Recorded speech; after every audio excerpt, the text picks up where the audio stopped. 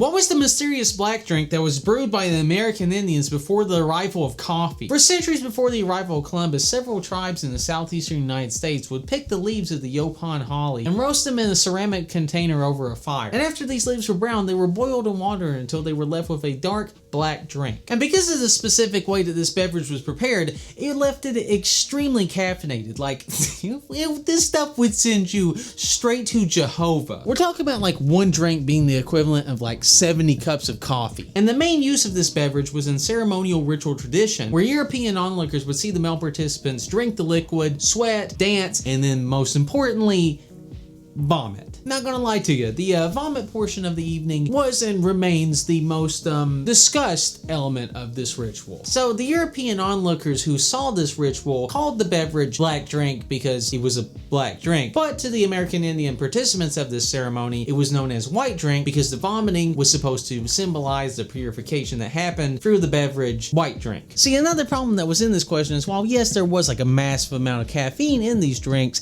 there wasn't really anything that would specifically like make you vomit. So the researchers today usually think that there was likely some kind of secret ingredient that was just not known to the Europeans that would actually make you vomit that they just, didn't share with the onlookers. And I mean, they were going for numbers on this vomiting too. Like one account has them holding their arms across their chest and expelling the contents of their stomach 6 or 8 feet. Good Lord.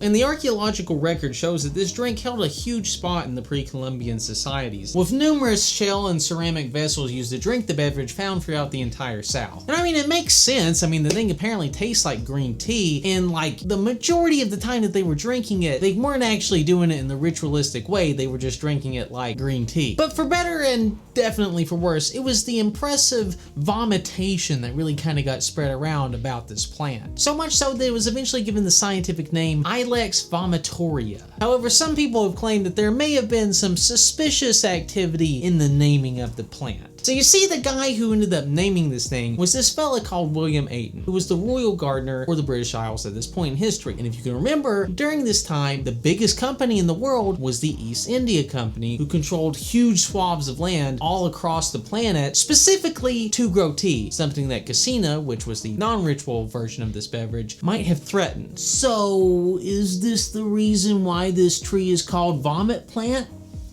I don't know. And while it may have kept the plant from spreading to Europe, it didn't stop people from drinking it in the southern United States, where for a point in time, it was drunk by virtually everyone from rich to poor. However, as the rich plantation owners soon started to import the foreign tea to, kind of flex their wealth, it started to gain a poor association in the area. So this is a reputation that was solidified during the Civil War, where during the embargo, all the foreign tea and these luxury goods were cut off, so they had to live off the Cassina. So for some people after the war, drinking Yaupon tea was immediately associated with this wartime period. These negative associations with the plant continued to mount until by the 1970s, drinking the Yaupon Holly as a beverage was just considered a footnote in history. While yes, the plant today is still widely grown, it's almost exclusively in a decorative state, with the majority of people not even knowing that you could make a beverage out of those leaves. But with the recent success of traditional beverages like yerba mate, there is some hope for black drink to once again climb the charts and be in competition with the McFraps of the world. Watch this video, The Vomit, ritualistically.